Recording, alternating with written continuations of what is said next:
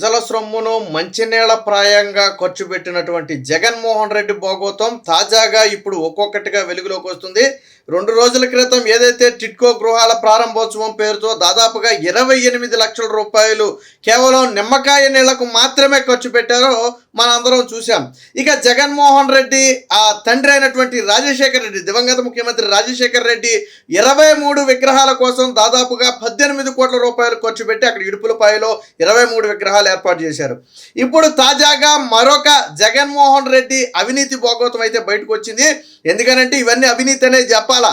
ఈ జగన్మోహన్ రెడ్డి పెట్టినటువంటి ఖర్చులు కూడా ఏవి కూడా వాస్తవ ఖర్చులు కాదు, ప్రజా ఉపయోగకర కార్యక్రమానికి పెట్టిన ఖర్చులు అంతకంటే కాదు. ఇప్పుడు జగన్మోహన్ రెడ్డి ఇంటికి కూడా 10 కోట్ల రూపాయలు పెట్టి చుట్టూ ఒక శత్రు దుర్భేద్యమైనటువంటి కోట గోడను నిర్మించాడనేది ఇప్పుడు ప్రధానంగా వెలుగులోకి వచ్చినటువంటి ఆరోపణ. ఆడిట్ అధికారులు ఎప్పుడు అడిగితే ఏం సమాధానం చెప్పాలని చెప్పి ఆ రోజు అడ్డగోలుగా ఆ డబ్బులు శాంక్షన్ చేసి 10 కోట్ల రూపాయలు జగన్మోహన్ రెడ్డి గోడకు పెట్టారో వాళ్ళంతా కూడా ఇప్పుడు ఉలిక్కిపడే పరిస్థితి. మనకి జగన్మోహన్ రెడ్డి 5 ఏళ్ల పాటు పరదాలు కట్టుకుని బయటకు వస్తే పోలీసులను అడ్డం పెట్టుకుని తిరగడం మనం చూస్తూనే ఉన్నాం. ఇలా పోలీసులను అడ్డం పెట్టుకుని పరదాలు కట్టుకుని తిరిగే జగన్మోహన్ రెడ్డికి పక్క రాష్ట్రం నాటి ముఖ్యమంత్రిగా ఉన్నటువంటి కేసీఆర్ ఆదర్శంగా మారాడు. ఎందుకనంటే అక్కడ ప్రజాభవన్ వద్ద కేసీఆర్ ఒక శత్రు దుర్భేద్యమైనటువంటి అతిపెద్ద గోడను నిర్మించాడు. రాకెట్ లాంచర్లు లేదా బాంబులు ఇంకా ఏదైనా సరే ఏదైనా అటాక్ జరిగినా కానీ ఆ గోడకు ఏమీ జరగకుండా అతిపెద్ద గోడనైతే నాడు నిర్మించడం జరిగింది. అలాగే ఆ కోట గోడ దాటి, ఎందుకు కోట గోడ అన్నామంటే అది సాధారణ గోడ కాదు. ఒకప్పుడు రాజులు కోటలకు ఏ విధంగా అయితే పెద్ద పెద్ద గోడలు ఆ బలమైన గోడలు కట్టేవాళ్ళో అంతకు మించిన స్థాయిలో ఇప్పుడు అక్కడ ప్రజాభవన్ వద్ద కట్టడం జరిగింది. ఎప్పుడు ఎవరి చెవులో పడింది? తాజాగా ఆ టైంలో ఆంధ్రాలో ముఖ్యమంత్రిగా ఉన్నటువంటి జగన్ చెవులో పడింది. పక్క రాష్ట్ర ముఖ్యమంత్రి అద్భుతమైన గోడను ఒకటి నిర్మించాడు. మామూలుగా లేదు ఆ గోడ, పైగా దానికి బయట రోడ్డు మీదే ఒక చెక్ పోస్ట్ లాగా ఏర్పాటు చేసి వాహనాలన్నీ నిలిపివేయటం, లోనికి వెళ్లే వారిని స్కాన్ చేయటం, ఇది జగన్మోహన్ రెడ్డి చెవులో పడింది. వెంటనే జగన్మోహన్ రెడ్డి కూడా ఆశ కలిగింది, నేను కూడా ఒక గోడ కట్టించుకోవాలి. అవసరం ఉంటే కట్టించుకోవటం వేరు, అది వేరే విషయం. నిజంగా భద్రతాపరమైన ఏదైనా ఇబ్బందులు వచ్చి ఎవరైనా ఇంటెలిజెన్స్ అధికారులు సూచించి కడితే ఓకే, నో ప్రాబ్లం. కానీ ఇక్కడ ఏ ఇంటెలిజెన్స్ అధికారి జగన్మోహన్ రెడ్డి ఇంటికి గోడ కట్టాలని చెప్పలా. సరే, అక్కడ ఏ ఇంటెలిజెన్స్ అధికారి చెప్తే కేసీఆర్ కట్టాడు అనేది మనకు అవసరం లేదు. కానీ ఇక్కడ ఏ ఇంటెలిజెన్స్ అధికారి కూడా జగన్మోహన్ రెడ్డి రక్షణ కోసం ఒక శత్రు దుర్భేద్యమైనటువంటి గోడను కట్టాలని ఎవరూ చెప్పలా.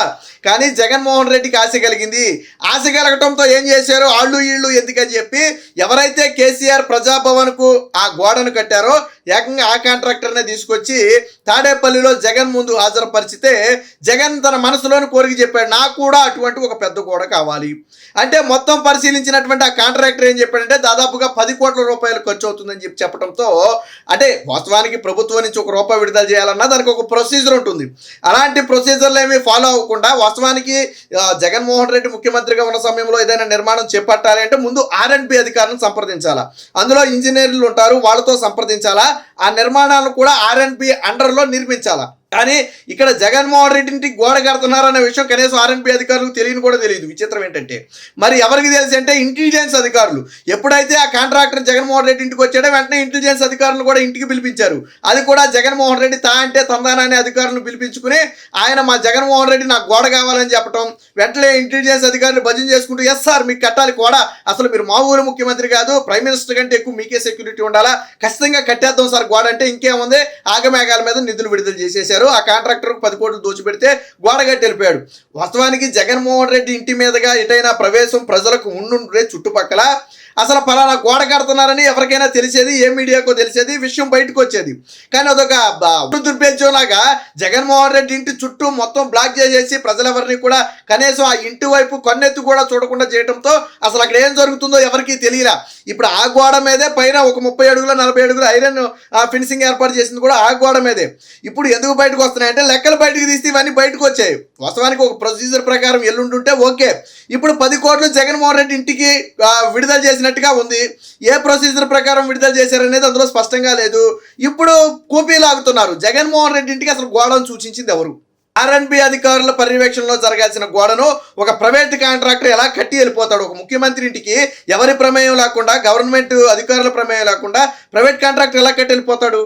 సో ఇవన్నీ కూడా కూపీ లాగుతుంటే అధికారుల్లో ఒడుకు పట్టుకుంది. ఆ రోజు 10 కోట్లు విడుదల చేసినటువంటి అధికారులతో పాటు ఇతర అధికారులు ఎవరైతే పోలీస్ శాఖలో ఇంటెలిజెన్స్ అధికారులుగా ఆ రోజు ఉన్నారో వారందరిలో గుమ్ములు పట్టుకుంది. ఎందుకు జగన్మోహన్ రెడ్డి ఇంటికి గోడ కట్టారు, ఎవరు కట్టమన్నారు, ఏమన్నా తీవ్రవాదులు ఏమైనా దాడి చేశారా, పోనీ జగన్మోహన్ రెడ్డి ఇంటి మీద ఎవరైనా ఉగ్రవాదులు దాడి చేశారా, పోనీ ప్రజలు ఏదైనా దాడి చేశారా, పోనీ అనుకోని సంఘటనలు ఏమైనా జగన్మోహన్ రెడ్డి ఇంట్లో జరిగాయా, ప్రజలు భయభ్రాంతులకు గురయ్యి జగన్మోహన్ రెడ్డి ఆ కుటుంబానికి లేదు జగన్మోహన్ రెడ్డికి ఏదైనా ఇబ్బందికర జరిగే అవకాశం ఉన్నట్టు ఘటనలు ఏమైనా జరిగాయా, ఏదైనా జరిగి ఉంటే ఆ దానికి సంబంధించి భద్రతా చర్యలు తీసుకోవడంలో తప్పు లేదు. కానీ ఏమీ జరగలా.